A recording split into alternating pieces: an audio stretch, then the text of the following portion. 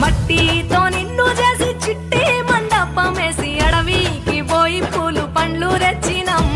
పూల మాలేసి పులిహోర నైవేద్యం పెట్టి మొక్కి నీ ముందు గుంజిల్లు తీసినం.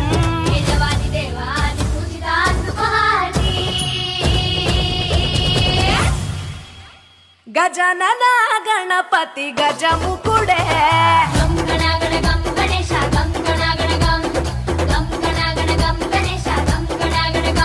భజనతో భక్తి చూపు పొంగిపోలే.